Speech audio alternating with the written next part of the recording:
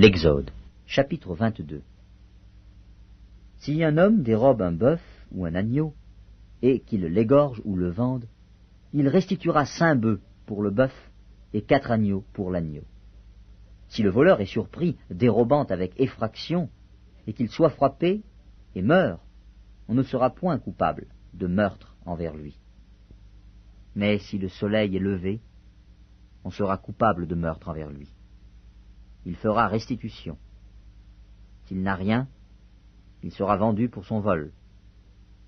Si ce qu'il a dérobé, bœuf, âne ou agneau, se trouve encore vivant entre ses mains, il fera une restitution au double. Si un homme fait du dégât dans un champ ou dans une vigne, et qu'il laisse son bétail paître dans le champ d'autrui, il donnera en dédommagement le meilleur produit de son champ et de sa vigne. Si un feu éclate, et rencontre des épines, et que le blé en gerbe ou sur pied, ou bien le champ, soit consumé, celui qui a causé l'incendie sera tenu à un dédommagement. Si un homme donne à un autre de l'argent ou des objets à garder, et qu'on les vole dans la maison de ce dernier, le voleur fera une restitution au double, dans le cas où il serait trouvé. Si le voleur ne se trouve pas, le maître de la maison se présentera devant Dieu pour déclarer qu'il n'a pas mis la main sur le bien de son prochain. Dans toute affaire frauduleuse concernant un bœuf, un âne, un agneau, un vêtement ou un objet perdu, au sujet duquel on dira « c'est cela », la cause des 2 parties ira jusqu'à Dieu. Celui que Dieu condamnera fera à son prochain une restitution au double.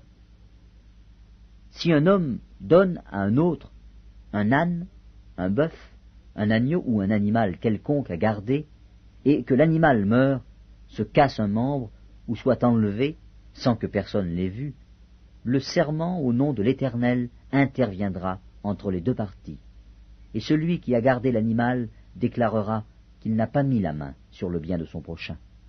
Le maître de l'animal acceptera ce serment, et l'autre ne sera point tenu à une restitution. Mais si l'animal a été dérobé chez lui, il sera tenu vis-à-vis de son maître à une restitution.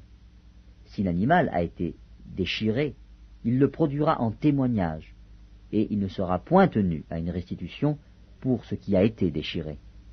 Si un homme emprunte à un autre un animal, et que l'animal se casse un membre ou qu'il meurt en l'absence de son maître, il y aura lieu à restitution. Si le maître est présent, il n'y aura pas lieu à restitution. Si l'animal a été loué, le prix du louage suffira. Si un homme séduit une vierge, qui n'est point fiancée, et qu'il couche avec elle, il paiera sa dot et la prendra pour femme. Si le père refuse de la lui accorder, il paiera en argent la valeur de la dot des vierges.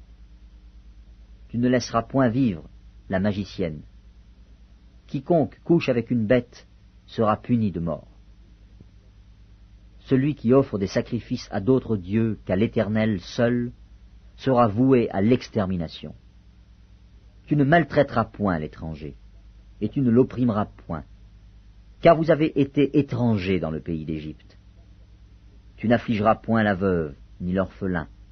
Si tu les affliges et qu'ils viennent à moi, j'entendrai leurs cris. Ma colère s'enflammera, et je vous détruirai par l'épée. Vos femmes deviendront veuves, et vos enfants orphelins. Si tu prêtes de l'argent à mon peuple, au pauvre qui est avec toi, tu ne seras point à son égard comme un créancier. Tu n'exigeras point de lui d'intérêt. Si tu prends en gage le vêtement de ton prochain, tu le lui rendras avant le coucher du soleil, car c'est sa seule couverture, c'est le vêtement dont il s'enveloppe le corps. Dans quoi coucherait-il? S'il crie à moi, je l'entendrai, car je suis miséricordieux. Tu ne maudiras point Dieu, et tu ne maudiras point le prince de ton peuple. Tu ne différeras point de m'offrir les prémices de ta moisson et de ta vendange. Tu me donneras le premier-né de tes fils. Tu me donneras aussi le premier-né de ta vache et de ta brebis. Il restera 7 jours avec sa mère, le 8e jour, tu me le donneras. vous serez pour moi des hommes saints. Vous ne mangerez point de chair déchirée dans les champs, vous la jetterez aux chiens.